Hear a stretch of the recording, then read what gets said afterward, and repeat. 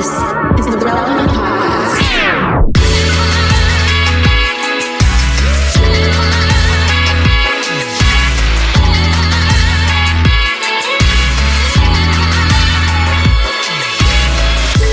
It's episode 1003, and it's the Relevant Podcast. Here in Orlando, I'm your host, Cameron Strang, and joining me, like always, from Loverland, Virginia, it's Jesse Carey.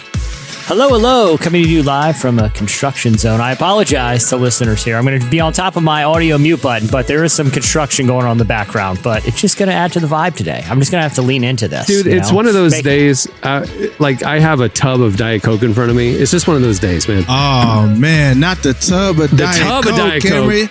You done backslid on us, bro. Dude, people think they want to run a company. No, they don't. I'm just telling you now. You have to turn to the tub of Diet Coke every once in a while. All right. From somewhere in Texas, downtown Emily Brown. Hey, y'all. And from Nashville, Tennessee, artist, producer, and mogul, Derek Miner. What's happening? We have a great show in store for you. Coming up later, we talked to Tauren Wells. He's got a new tour that's kicking off. You know, I'm in the studs everywhere. So now he's on our podcast to tell you all about it. Good conversation. Nice. But yeah, you guys doing all right? Like, I know, Derek, you just had to deal with a flat tire. I had to deal with things that led me to the tub of Diet Coke. Jesse's dealing with construction issues. Yep. What about you, Emily? What you dealing with? You got to wait out Harry Styles. Let me ask you this, Emily, because before we got on, I asked you, you and I were chit-chatting, and you said, I'm in Austin for a little while. I'm waiting for the Harry Styles concert. One, how long are you just in Austin waiting for Harry Styles? And are you camping out like in a chair like SNL people when they wait for the extra tickets to come free? What are you doing? No, the venue said you can't camp out. We did get an email yesterday. I already have tickets. Yeah, we checked. Okay. I'll be honest, I was prepared just for the heck of it. No, so he's doing these residency tours. Wait a second. You were prepared to do what? Yeah. Prepared to camp out. Why? If you have a ticket, why would you camp? Oh, because I'm in the pit, so I'm trying to get as close as. Okay. Now, so he's doing. So, how many nights is he doing there in Austin, and how many are you attending? Right now, I'm only attending one. He's doing 6 nights, but I'm gonna see if we can go to all of them. My plan. I don't want to give it away, kind of, but I'll do it anyways because I'm a nice person. My plan is you wait until like 6 or honestly 7 p.m. the night of the concert, and then you just go on Ticketmaster, and people who are desperately trying to sell their ticket, you can get a ticket pretty cheap. I've done it plenty of times at other concerts. So that's my plan. Now, I know this isn't the type of content we usually cover, but I do have a question. Just out of curiosity, I'm not interested really in the topic. I'm just more interested in your perspective on this. I was intently following, even though I'm very agnostic about Harry Styles. I actually liked his last album. I feel like it was a good summer album, you know, Harry's House or whatever. Some real. It was a great. It's great background music. Like, you know, if you're hanging out outside, you know, the barbecue's going, one of those bangers come on. Jesse, you've never sounded more white. Derek, do you like Harry Styles' new album? I've not heard one Harry Styles song in my entire life. I don't even lie. I just saw Derek's face like blanking out as Jesse's talking about this great barbecue music and stuff. I'm just like, hey, I was like, look, hey, don't come to my barbecue. We playing Earth, Wind, and Fire. The Harry Styles ain't gonna make it. We playing September. Yeah, hold on. All right. One, I wasn't raving. I said I'm agnostic about Harry Styles. It's okay background music. That is not lavishing praise. It's no dig, Emily. It's agnosticism. Okay. Keep going. I don't really. I like Christopher Nolan. I like when he was in Dunkirk or whatever. But I haven't really been following his acting career. But I was enraptured by what appeared to be him spitting on the lap of Chris Pine at a film festival, just because it was just such a bizarre, and like all the behind the scenes, like the canoodling, the relationships, the Chris Pine kind of like staring off into space. Now, hold on, time out. This is another thing that happened in white America that I was totally clueless about. So I'll just give a high level context. Because Chris Pine seemed like a decent guy. Why would you spit in his lap? Okay, so here's what happened. So they are both in a film called Don't Worry, Darling, which is being directed by Olivia Wilde. Now, Olivia Wilde got some hot water, for some things behind the scenes in the movie, including like kind of misrepresenting Shia LaBeouf getting fired or resigning from the role. Right. She kind of was caught on records talking less than positively about one of the actresses in the movie. And there was rumors that her and Harry Styles had, formed this romantic relationship on set that made people uncomfortable. Again, none of those things I care about. Absolutely not in any way. Okay. But one of the other stars of the film is Chris Pine, who seems like he does not want to be involved. He's like me, does not really care about any of this. Yeah. But he's unfortunately along for the ride now. So he's in this film. There's recently a film festival. I think it was in Venice. It was Venice, yeah. And during one of the press interviews, Harry Styles was kind of just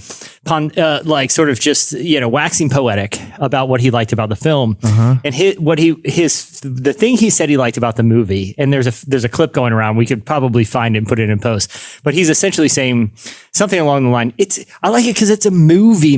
It feels like a movie. My favorite part of the movie is that it's a movie. And I get what he's saying. It feels like an old school movie you've seen in the theater. Right. But it was very inarticulate and just kind of did not come across as like the reflections of a seasoned actor. Well, there's a video of Chris Pine's face while Harry Styles is saying this. And you can just see the life being slowly sucked out of him as he's. So anyway, fast forward to the movie premiere. Chris Pine is sitting in a seat and all the actors are like separated, like they're sitting strategically because none of them get along anymore. Harry Styles comes to take a seat, and he appears to, by any objective viewing of this film, which you can watch on Twitter on loops, and it's like the what's it called, Magruder footage. Yeah. Everyone has analyzed Back it. and to the left. Yeah. Okay. But it definitely looks like Harry Styles, as he's about to be seated next to Chris Pine, spits directly onto him, and then like fixes his coat. And like sort of takes his seat. Okay, so time out. Okay, what did Chris Pine do? Because if that was like the BET or the Source Awards, it's a riot like that. I'm just just letting y'all know right now.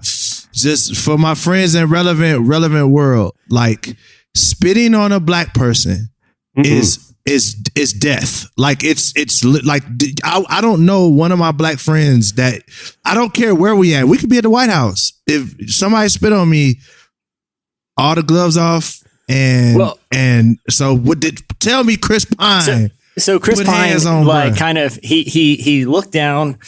He kind of had a smirk and shook his head like, I cannot believe that just happened. And then he put on sunglasses and appeared to fall asleep during the film. Yeah, see, this would have been a Will Smith. Just disassociation. Yeah, this would have been a Will Smith moment. I ain't gonna lie. This would have been a Will Smith moment. This is like white people's Will Smith. It would have been. But Emily, in light of all this controversy, because no matter what actually happened, Harry Styles does not look like a great person coming out. And again, I don't care about this, but I am entertained by Emily, it. Look. They said that we're gonna start doing video. Look, I need the clip of.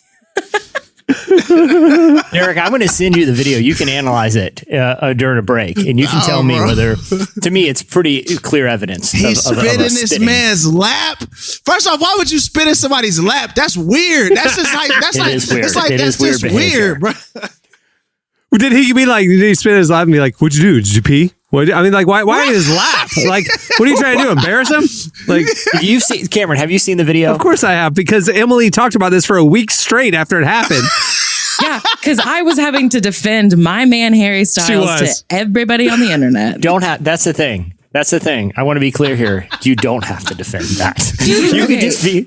That is a One Direction tattoo. I have that. I have a song of his tattooed on my body. That's a lifelong commitment. I did that to myself. So how many people does he have to spit on for you to reevaluate your fandom? All I'm saying is, look, Emily, there's tattoo removal services. Look, you was a kid. You didn't know no better. Look, no, I got this last year. I got that tattoo last year. No. My question is this: does it change in any way your thoughts about Harry Styles? Not the musician, not the artist, the person. Okay, I'm glad we're bringing this up because I need the biggest platform I can to talk about this. Harry Styles did not spit on Chris Pine. Okay, I have two other videos. We know what we saw. Emily, we've seen it from every angle. No, I have seen it from every angle. I've seen it from 3 different angles. There's not a speck of spit in sight. I will send those links. I'll provide context. He did not spit on Chris Pine. What happened? I think he made a face, and it just happened to be the same time that Chris Pine like looked down. This is denial. This is. All right, send me the video right now. I need to see it. Somebody send it to the group text right now. I need to see it. All right, I'm going to send it in 1 sec. But what's happening right now, Emily, is a classic case of denial. Like we saw Harry Styles joked about it from stage. He said he went to Venice to spit on Chris Pine. He literally said that. No, he didn't. Because he did. No, he didn't. Like a day later, it was funny. Because he's joking, because it's not true. Obviously, that is the thing. Okay, here's the thing. Send the video. I'm gonna Google it. I can't wait. Yeah, this is like the classic. I could shoot someone in Times Square and people would still vote for me type of situation. Emily, you are in denial. Harry Styles MAGA. He can do no wrong. No. I never put that together, Jesse. She is Harry Styles MAGA. I will be the first one to say when he's done things wrong. And he has done things wrong. I will tell you that right now. That being said, this is not one of them because he did not spit on Chris Pine. He has done other things wrong. I'm not denying that. We don't have to rejudicate the spitting. I'm a Harry Styles truther, okay? So I will defend him. I have a question. Why did you get a tattoo 1 year ago with One Direction lyrics? I mean, there's been a lot of content he's created since that time. Why did you I'll probably get an actual Harry Styles one. Jesse just shared the link. He did? Yeah, it's in the chat. It's in the chat. Okay, hold on. I got the tattoo a year ago because my best friend and I, we'd always talked about it. And so we just finally did it. Hey, listen, this how you know it's spit, because my man's just sent me a tweet from MMJ Healthcare. So they letting y'all know, like, this is the COVID-19 pandemic is still here. Look at the pursed lips in the still of that still I just sent. You clearly see the pursed lips of someone who is in the follow through of a good spitting. You know what I mean? Now look at this other video, Derek, I just sent. Now look, we don't have to sit here and Emily, live your truth, okay? Yeah, I'm living the truth. I was just curious. She just signed up for Truth Social. She's living her truth so much. Like he spit on him. It looked like because the thing is when he does whatever motion, Chris Pine looks down like, bro. At his did you just spit on me? Did this man just spit on me? Hey, look right now. I wasn't planning on talking about this today, so I don't have more evidence lined up. But I feel like, anyway, I will say I've had this conversation with at least 9 different people over the last few weeks. I've literally had friends text me specifically saying, "Okay, what happened?" So you're basically a political uncle at the Thanksgiving table. I keep having the same kind. Emily, let me just say this. There even was a motion with his his jaw. Like I know his jaw him. Was okay, I know him. He wouldn't do that. Emily, listen, I respect you and I respect your opinions. And I want to say, have fun at his concert. But if you're sitting in the pit, I would bring a poncho and umbrella because you get messy. Like a Gallagher comedy show with the spit. The watermelon's going to go out into the crowd. Harry Styles is going to spit on the first 3 rows. At SeaWorld, we call it the splash zone. So, I believe you, Emily. I believe you, Emily, though. You know what I'm saying? Oh my gosh. I believe you. We'll just say this. The jury's still out, but let's say there's a possible spitting. That's all I need. That's all. Just give me that. No. I love that we took 20 minutes of an audio medium to discuss a video that people can't see. Listen, if you've been on the internet, you've probably seen I described the pursed lips. No, I haven't. See? They played it on a loop in Times Square for people to analyze. It's everyone has seen it. You know what? But you know what? This is definitely something to talk about in the sense of the algorithm does give certain people different things. Because I don't think this came across my timeline once. But also at the same time too, I haven't really been on social media right now because I'm working on a bunch of stuff. So I think I just missed the spit. I mean, this gate. was that's what I missed. All I saw on Twitter, on Instagram. Well, you do got a One Direction tattoo though. Yeah, I do. Your algorithm is heavily tilted toward Harry Styles news. I curated it that way. That's all I want to see. Yeah. See, mine is I have celebrity spit controversies as one of my main Google search terms, and finally that paid off. But anyway, Emily, have fun at the concert. I do like his recent album, And I am going to see the movie this weekend, so I'm excited. And I'll say this, as celebrity controversies go, this one is pretty hilarious and victimless, other than Chris Pine's who lap was spit on by someone. Yeah. I'm sure this helps the movie, though. I'm sure people are going to go see it. It has a terrible rating on Rotten Tomatoes. I don't have high hopes. Yeah, it's not a good movie. Well, that's why the cast is like splintered. They don't want to do all this promotion because nobody's proud of the movie. So, but I'm going to see it probably like 6 times in theaters. Don't worry. This is the movie about the women being like trapped or something. I think I seen a preview for it, right? Is that what it is? Like they're like sort of Truman Show, sci-fi, Stepford Wife kind of. It's an interesting premise and a cool trailer, but so I can't really speak to the quality of the film. I just have been entertained by watching the response to this on Twitter. Again, 2 actors who I really don't care too much about, and a controversy I don't care about. I mean, Chris Pine, what has he been in other than he was in that Star Trek movie, I think. Princess Diaries 2. That was his best film. My daughter has been watching that repeatedly. I will say this, Hell or High Water is a masterpiece. Chris Pine and Jeff Bridges are in a film. It was one of Taylor Sheridan, who went on to produce Yellowstone and all that. One of Taylor Sheridan's, I think it was his second film, is called Hell or High Water. Unbelievable movie. If you haven't seen it, Chris Pine is in it. Jeff Bridges is in it. I'm telling you, I've not had one person I recommended that movie who hasn't seen it was blown away by it. What's the name of it again? It's called Princess Diaries 2, Royal Engagement. Hey, look, Emily, I'm gonna keep it real with you. Y'all ain't finna ruin Princess Diaries for me. So I'm not. There's no way I'm watching that. What'd you say, Jesse? It's called Hell or High Water. Jesse, I can't believe you're recommending that movie publicly with the orgy scene. And there's no orgy scene. I'm kidding. I'm so kidding. Director's cut. Knowing the context of this film, there is no film that would be more awkward to see at. Where's Jamie and Tyler at? Oh man! All right. Well, that'll do it for your Harry Styles Zapruder film analysis segment. Stay tuned. Up next, it's Relevant Buzz.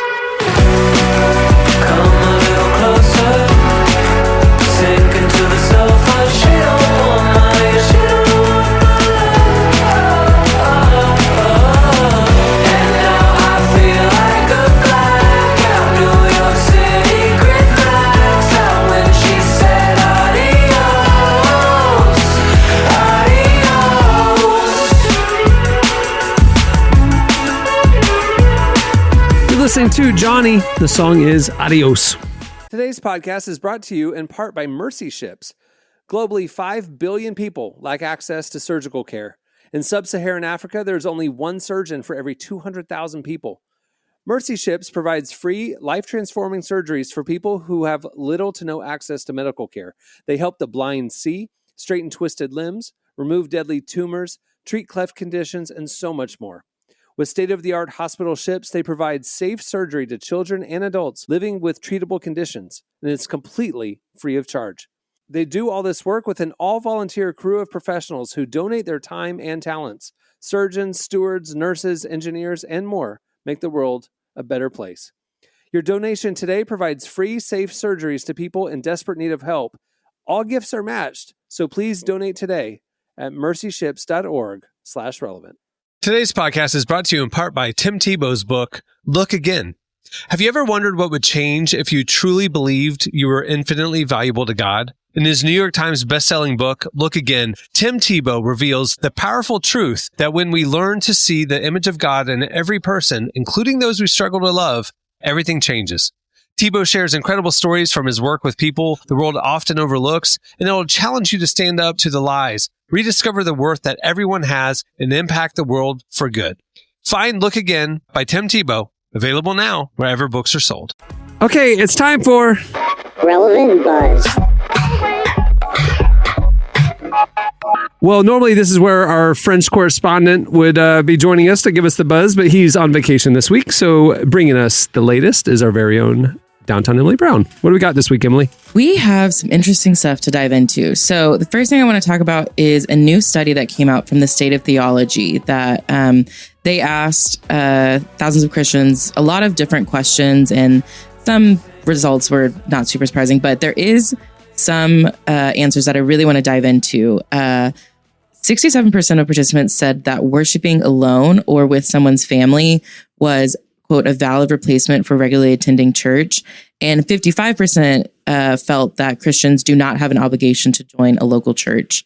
And this isn't America. This is specifically Christians in America. Self-identifying Christians are responding. Mm-hmm. Okay. So yeah, these are American Christians. And I was shocked, honestly, to find that a majority of them say that you don't have to be a part of a local church, that you can just worship alone, because a big part of our faith is that it is community and it is with people. And the study didn't dive into, why they felt that way or any reasons beyond that. But I think it's interesting to talk about. For me, it was surprising too, because as I've been traveling this year, I have not been a part of a local church, and it is something that I genuinely miss. And I am excited to eventually settle down to join a local church again. And so it's just shocking. That's something that I would say I definitely disagree with. I think you need to be a part of a local church. So to see that the majority of American Christians disagree with that, I was pretty surprised. I got lazy during COVID. I mean, we've talked about this. I started doing virtual church and pulled out. And actually during COVID, my church I'd been plugged into kind of had a leadership transition. Things kind of started to unravel. And so it just took me a while to plug back in. And I'm the same as you, Emily. I was feeling it. I was it was affecting me, my lack of community, the lack of, corporate worship and stuff like that. Even though I was still watching online things, it just wasn't the same for me. I got plugged in I didn't get plugged in. I started attending at the beginning of the year this year, and it has changed my life. I found a new church. It's amazing. And it's something I look forward to every Sunday. It's super life-giving for me. It is positively impacted me. And to know the contrast, to see the contrast from the last 2 years to my spiritual life this year it's 180, you know what I mean? So I'm with you. I'm pro-church. A good one, the good ones. And not to get into semantics here, but I do think the idea of and forgive me, Emily, if I'm misrepresenting or what the study had said, but the idea of quote unquote membership, I think, is one of those things where I could see kind of, I've had different people have different, I've encountered different people who have different opinions about the formality of membership that some churches either request or require, I think it's sort of this, they're like, oh, we got to go to these classes, fill out this paperwork. There's all this stuff, where it's I'm not saying that's a bad, I'm not saying it's a good or bad thing. Literally, they did a push for it. They did a push for it a few weeks ago. And literally I'm walking out of the church and one of the guys stopped, hey, you going to the Next Steps meeting? And I'm like, nah. And he goes, gonna go next week? I go, nah, probably not. I'm just but that's what I'm saying. I think partly, the reason the results of this are the way they are is because some people would probably well, technically I didn't do the membership stuff, but I'm a part of a local church. Again, I don't want to split hairs and get into semantics. 2/3 of the people said that they feel just doing alone church at home by yourself is a fine replacement for church. So that's a really different, surprising. Yeah, that's true. Okay, what else you have? I have some fun celebrity news, not about Harry Styles, although we can always go back to that. Yes. Never mind. We got spit on now. Wrong podcast. I think we covered enough Harry Styles for 3 years. We got it. Look, we're coming out of it. Listen. We're coming out of a pandemic. Spit news is big right now. Okay. I didn't put that together. That's great. This time last year, it would have been a controversy if he took his mask off at the premiere. Okay, we're talking about active loogies. Oh man! In a post-pandemic He's world, a super spreader. It's newsworthy. Harry Styles is a super spreader. Harry Styles, if you're listening to this, I do not agree with what's being said. I'm just saying it's very newsworthy.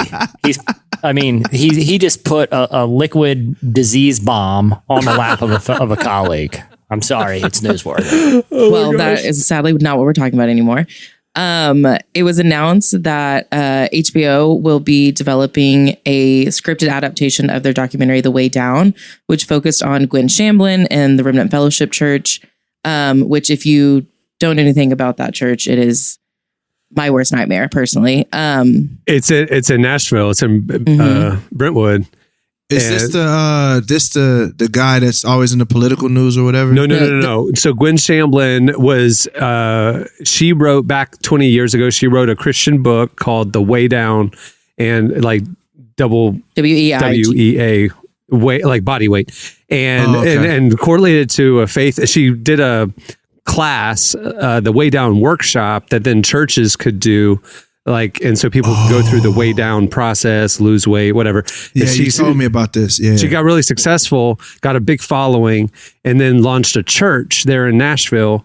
And the whole thing about the church was very culty. It was very much like you live in this rigid way or you're not one of us. And all the members started to exclude family members who weren't part of the church and all, just all these things. HBO did a very interesting documentary about it during the pandemic. Honestly, it was one of those pandemic series, and it was fascinating and eye-opening and wacky. And then there's this tragic ending, surprise ending to the story. It's just everything about it was just unbelievably over the top, this whole story. And now they're making a scripted version of it. Which is just interesting. So Sarah Paulson will be playing Gwen Shamblin. We got to send a picture of Gwen Shamblin to Derek so that you can see, because Jesse, I assume when we talk about Gwen Shamblin, we're really talking about her hair. I've only seen it because you said this docuseries is already out. Yeah, it's called the way down. Yeah, W-A-Y. I've seen it on the screen. You need to watch it. You need to watch it. It's actually fascinating. So okay, I sent a link. The wig department is going to be fully budgeted. It's going to be lit. My hope is that every episode they add to the height of her hair and it just keeps getting bigger and bigger. But that's what happened in the real life. As the documentary went on and the years went on, the hair got bigger. It was unbelievable. They only talked about it for like 2 minutes in the documentary, and I needed them to spend a whole episode on it because that's all I want. Like, structurally, I did not understand it. It was literally a foot tall. Like, how did she do that in the morning? Hold on, stop. Who wrote this article? Emily, you are cold-blooded for this. She says, this is what Emily says in the article. Quote, when she wasn't sculpting her hair to look like a beehive. Done. And that's exactly what it looks like. She got the Marge Simpson going on in the later years. It's just like, it is like Marge's closer to heaven. I honestly think the hair thing is its own separate documentary. It's the way up. There you go. And it tracks, yes. but it's W-A-Y. Anyway, the news is there's now going to be a scripted series. What are we talking about? It's a scripted series starring and produced by Sarah Paulson, who actually kind of looks like her. Yeah, and Sarah Paulson, she became famous mostly for her roles in American Horror Story. So she has a lot of experience playing a deranged cult leader. So I think she's going to be really good in this role. And it, like we said, this story itself is just already crazy. So, I don't know what a scripted series is going to do that the documentary didn't. Yeah. It's like the Tiger King story to me. Yeah. The Tiger King documentary was unbelievably bat crazy enough. Right. And then they did the scripted series and it was just like, you can't lampoon something that's that farcical already. You can't, it's a struggle that SNL had with portraying Donald Trump. It's like real life was crazier than satire. And so like in this real situation, what are they going to do with the scripted series? Just go watch the documentary, honestly. Yeah. It's nuts. Yeah. But hey, shout out to whoever did the photo editing, because for a minute I thought these two people were together. I'm not even gonna lie. So just shout out on the relevant photo. Hey, look, y'all need to go to Relevant Magazine. We got some stuff popping over there. Just letting y'all know. You know what I'm saying? Yeah. Hey, our new designer, Lionel Crespo, I wanted to shout out him, man. He's killing it on the graphics. If you follow us on any of the socials and see the stuff we're doing, if you see a normal photograph on our site, that's one I did. If you see everything else, that's Lionel. And this dude is a stud. He's a rock star. He's a beast. All right, man. All right, you got anything else to wrap it up, Emily? So last week, Kanye spoke on the Aloe Mine podcast. And if you saw anything about it, what most people focused on was like 3 minutes in, he did admit that he's never read a book. And he also compared reading children's literature to eating broccoli. It wasn't a Brussels sprouts, not to split hairs, but Brussels sprouts, right? I probably was technically Brussels sprouts. And understandably, that's what everyone focused on. But I also saw, not what you're going to talk about, but I also saw something actually pretty interesting. He said in that interview that those Yeezy glasses that he's been wearing, the sunglasses, that he's obviously we all know he's breaking Yeezy off of Adidas and Gap. He's going to do it direct, do it on his own. So he's launching a Yeezy store online. He said those glasses are going to be $20 and every item in the Yeezy supply shop will be $20, and that he's working on a way to make clothing free. Because he said life is free, clothing should be free. So he's making everything direct to consumer, low prices, and free. That's his new plan. I love Kanye, but if you believe that, I got some oceanfront property in Nevada that you can have. Yeah, I got. Look, it's gonna be tough to pull off. Yeah, bro. Look, Elon Musk and Yeezy are the same guy. That's a good point. They're the same guy. They cast the vision, but then you have trouble executing exactly what you said you were going to do. Yeah. Those guys are sell the news type guys. They're buy the rumor, sell the news type guys. When you hear them say all kind of stuff like this, that's when you get in. But there's no way that's going to happen. This man, I went to the, what concert was this that I went to? Was it The Life of Pablo? And my man's was selling a regular graphic tee for like $150. That guy's going to give you $20 clothes and free clothes. Dude, I went to the Gap pop-up that he did. He had a Gap pop-up in New York City for about 2 weeks, a Yeezy pop-up at the Times Square Gap. And I went, and it was the thing. You saw pictures of it, like all the merch was just in big garbage bags. There was nothing hung up. Nobody there to help you. You literally just had to rummage through garbage bags to find what was there. Dude, crumbled up garbage bag hoodies were $240 at the Gap. And that's what I'm saying. Like, there's no way. Like, I thought the whole point of that collaboration was to bring affordable pricing into the Yeezy stuff. And the t-shirts were $180. It was nuts. I was gonna say, he didn't become a billionaire on accident. Like, it wasn't on accident he became a billionaire. Like, whoa, I just became a billionaire. Like, he's a genius. Yeah. But come on, bro. Like, I don't see $20 free clothes, bro. I just don't see it. All right. So that's awesome. What was the news, Emily, that we that stood out to you? He definitely is like he's got really big ideas. A lot of them, just for a variety of reasons, will likely not become reality.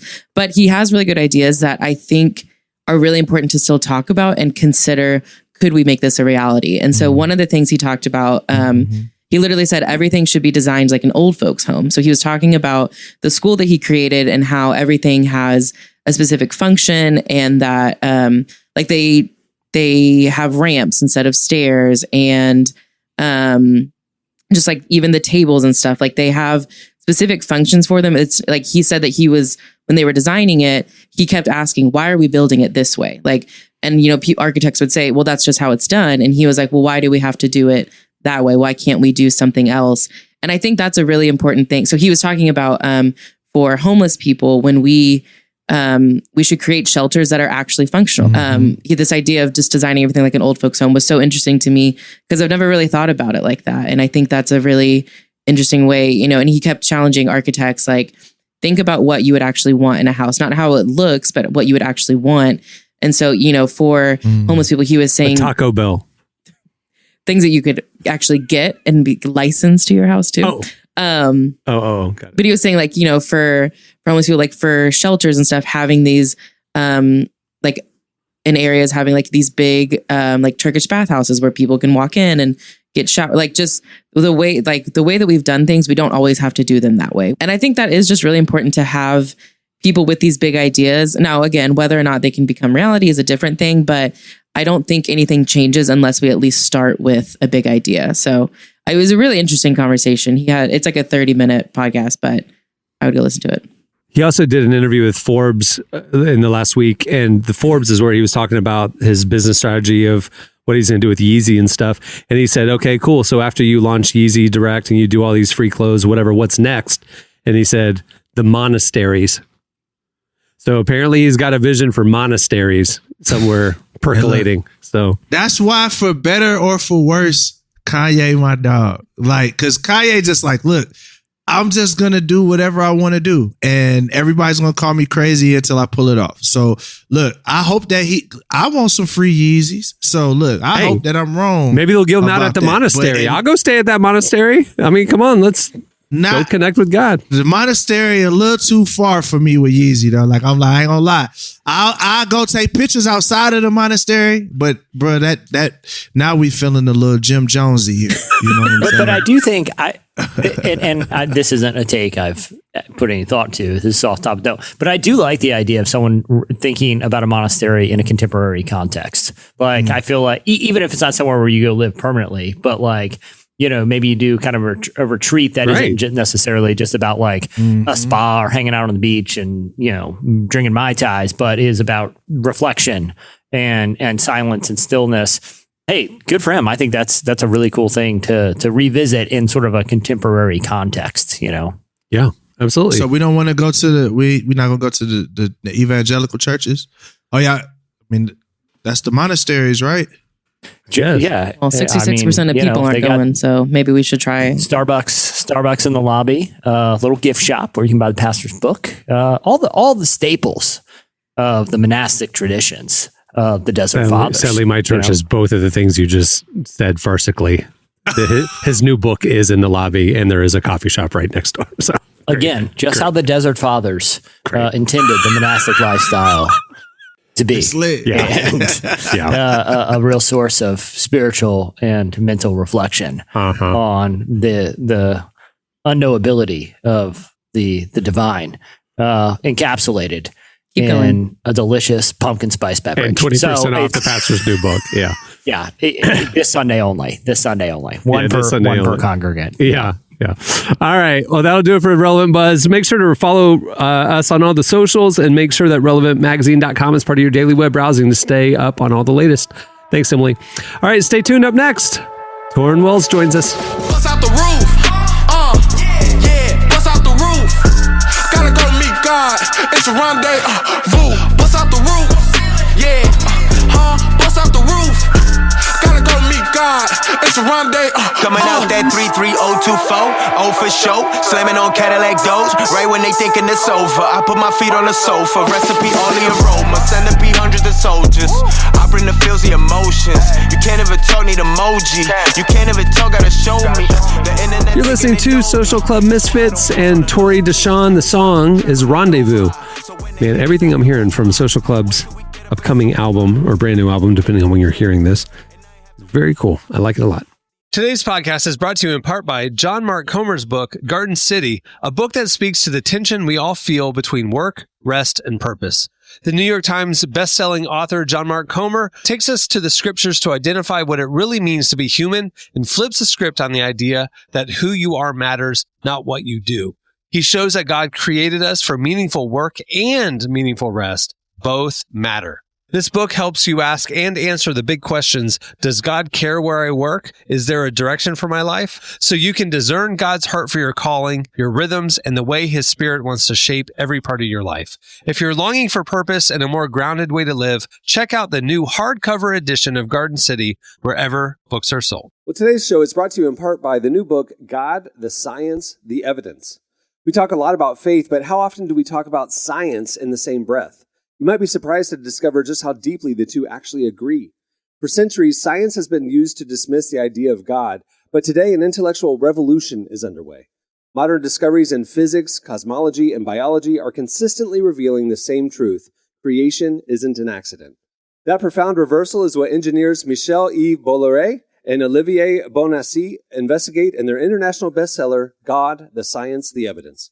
This book is a rigorous, evidence-based critique of materialism, inviting you to explore over a dozen scientific, philosophical, and historical domains. It shows that what was once seemed impossible, that science could point to a creator, is now supported by a vast and convergent body of evidence. With over 400,000 copies sold in Europe, this book is sparking a global debate. It's thoughtful, fascinating, and a powerful reminder that reason itself affirms the existence of God. Learn more and find out where you can purchase your copy today by visiting godthesciencetheevidence.com. Today's podcast is brought to you in part by Erwin McManus's book, The Barbarian Way. Some books don't just inspire you, they confront you. The Barbarian Way, now celebrating its 20th anniversary, is one of those books. If you felt the pull of God towards something deeper and wilder than the safe, predictable version of faith that we settle for, McManus reminds us that following Jesus was never meant to be tame. It's meant to awaken courage, passion, and purpose God placed inside us. He draws from the wild stories of Abel, Noah, Moses, Rahab, and others to remind us that following God wasn't meant to be tame. Safe faith isn't working. Step into the story God is writing for you. Choose passion, choose boldness, choose the barbarian way. Available now, wherever books are sold. Well, our guest today is Tauren Wells. He's an artist and worship leader at Lakewood Church. He recently released his album, Joy in the Morning, and is getting ready to head out on tour this fall. He talked to our very own Downtown Emily Brown to discuss music, faith, and why the church needs to hold on to a message of joy in difficult times. Here's our conversation with Tauren Wells.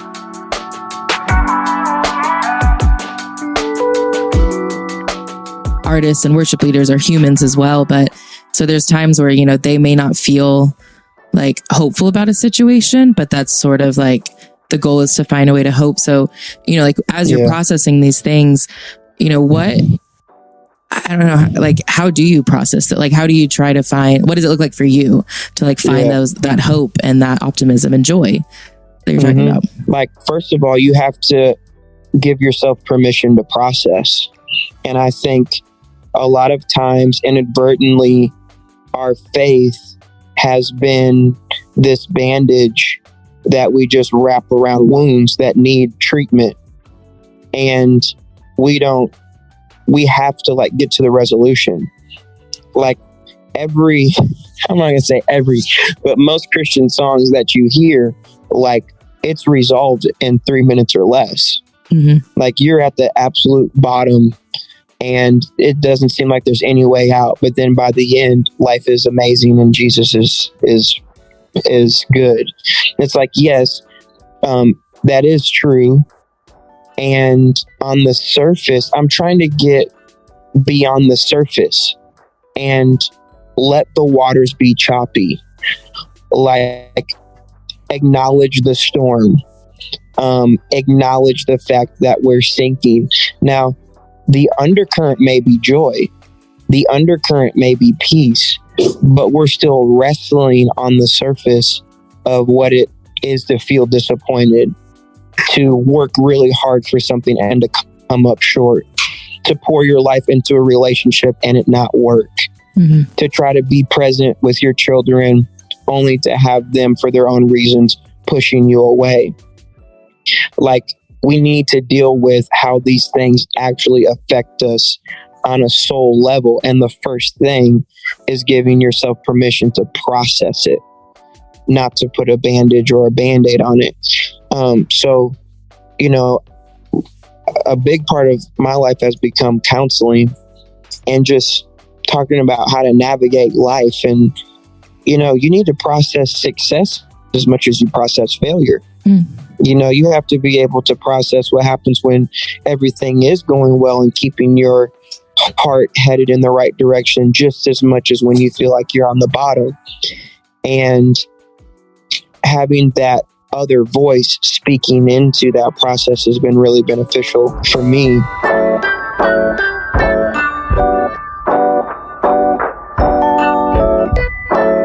Yeah, I think that's something that, you know, so many people do relate to, but it really isn't talked about much. Like you were saying, like when we see it in scriptures, but we don't always see it like present in like our conversations at church. And I don't know if you have an answer for this, but why do you think that is?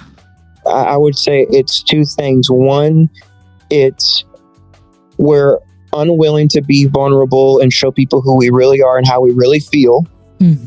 But it's connected to part two, which is we've experienced rejection from trying to be vulnerable before. And so we put on our armor so that we're never vulnerable again, so that we're never rejected again, we're never hurt again. And we just have not done a very good job of leading from our weaknesses, from leading from our wounds. Like I said, everything doesn't have to come to a perfect conclusion.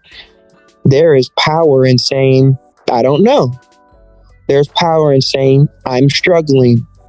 I've had a few off days. I've had a few off months, and finding God in that. And that's what is beautiful about Jesus, is he doesn't tell us to ignore how we feel. If we allow him to, he will enter into our feelings with us. Mm-hmm. Our feelings are not telling us the whole story. They're telling us some of the story. We need the truth of who Jesus is to filter our feelings through.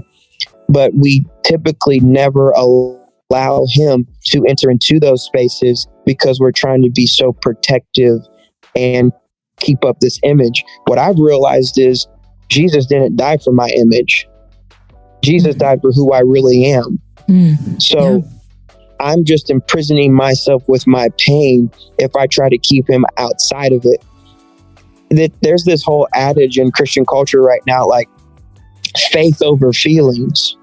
And I think I understand the intention of that, but I don't think it's faith over feelings, because that means I'm ignoring how I feel. I think it's faith within my feelings.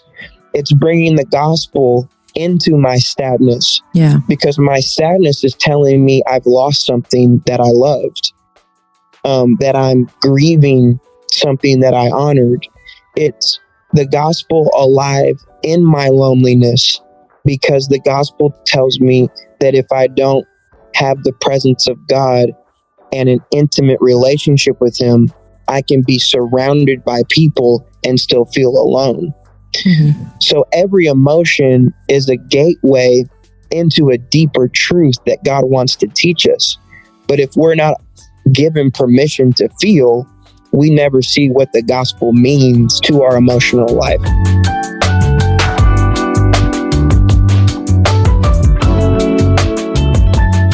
Yeah, that's powerful. It's kind of fire. It's kind of fire, Emily. I'm getting kind of fired up. I was gonna say, I feel like I should be like taking notes, like sermon notes or something. This is good.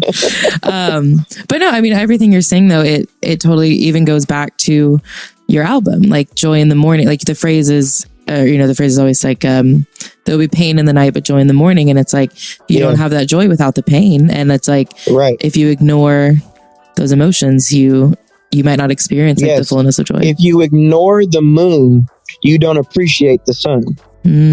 Like if you don't feel what it's like to be in the dark moments, then the warmth and the beauty of a sunrise doesn't really mean much to you. It's when you recognize you've been in a difficult place that it means something. And with that title, Joy in the Morning, I wanted to lift people's eyes to the horizon again. I feel like so many people feel like the night season, I'll say, that we've been in over the past couple of years is this perpetual thing that's never going to end. But there is a morning coming. And of course, I believe, God allows the sun to rise in different seasons of our lives, and we get to experience his goodness in the here and now. But don't get it flipped.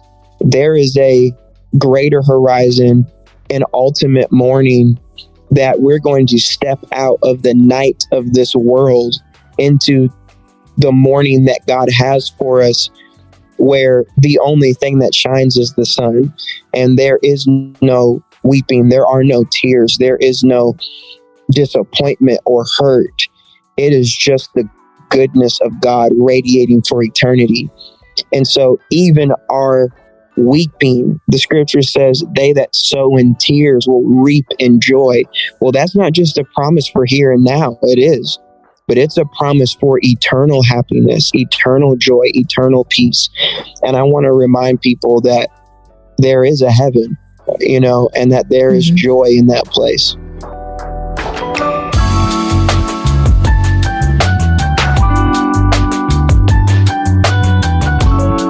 That was Tauren Wells. Stay tuned. Up next, it's feedback.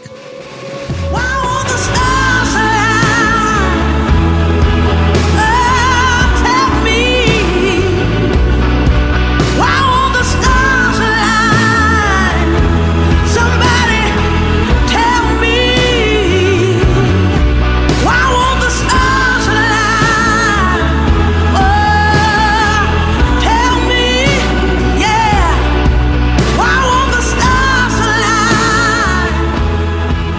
You're listening to Danielle Ponder. The song is Someone Like You.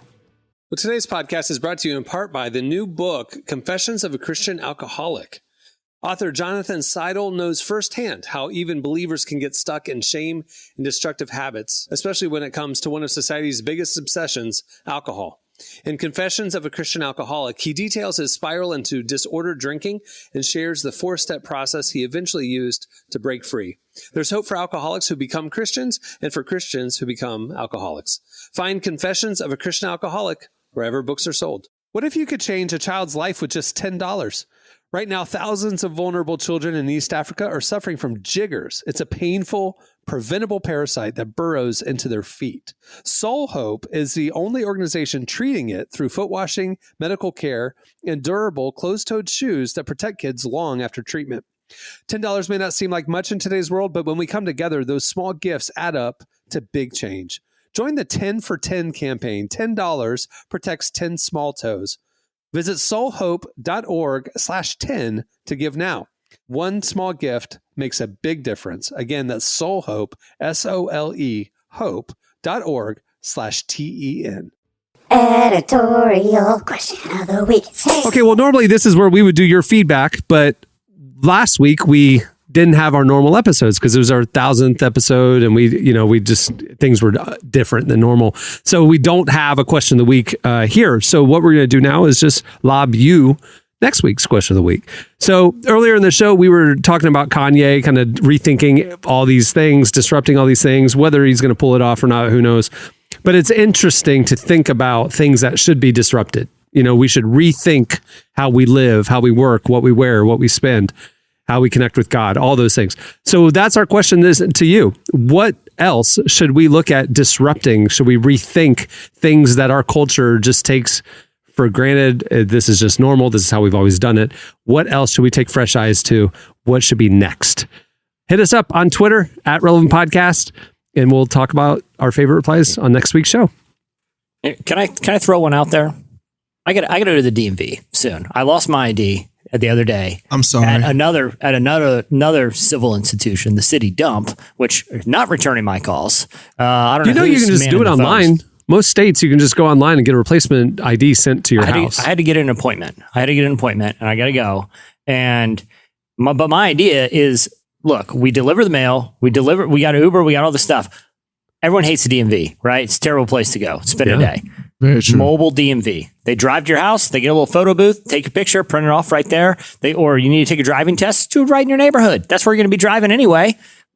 Mobile DMV services. Tell me I'm wrong. Tell me I'm wrong. You're not wrong. It would revolutionize it. It would give a great reputation. So you know what you're talking about, though, is basically privatizing a government or institution. Well, the government can still do it. They can still do it. But it may be good to privatize it and allow private companies to come in and do authorized DMV work, and they'll find ways to cut corners and lower costs, and they're going to make it more efficient, more innovative. Maybe privatizing. We already know where everybody lives. We got a postal service. We know where everybody's at. Y'all don't know where I live. Like clear at the airport. Clear at the airport. That's case in point. Absolutely. Yeah. Just an idea. Kanye, if you're listening. Let's just get the post office lady to take our pictures and bring it on back to the DMV. And then that's how it works. Now you already got a whole fleet of cars. There we go. That could pull out. I like it. All right. Well, stuff like that. Hit us up on Twitter @Relevant Podcast and we'll talk about it. Well, before we wrap it up, I want to thank Tauren Wells for joining us today. Make sure to check out his new album, Joy in the Morning. And if he's coming to your town on tour, go check it out. Also, a couple of updates. Make sure to check out the brand new issue of Relevant. It just came out last week. It features a cover story with MIA. We've got N.T. Wright, Sterling K. Brown, Dayglow, so much more. Amazing, amazing collection of articles. Okay, on that note, we'll wrap it up. I'm Cameron Strang. I'm Jesse Carey. I'm Emily Brown. I'm Derek Miner. We'll see you next time. Have a great week, everyone.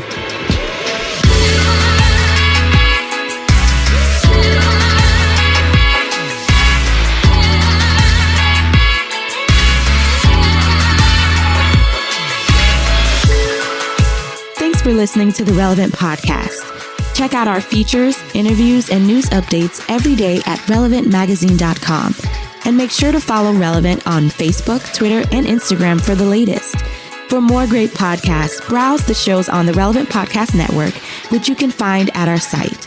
And while you're there, don't miss the all-new era of Relevant Magazine. A new issue releases every other month at relevantmagazine.com.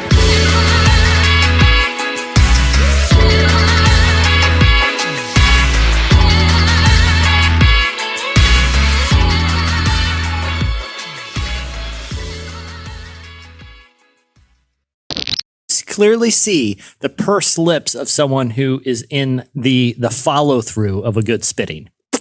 Relevant Podcast Network.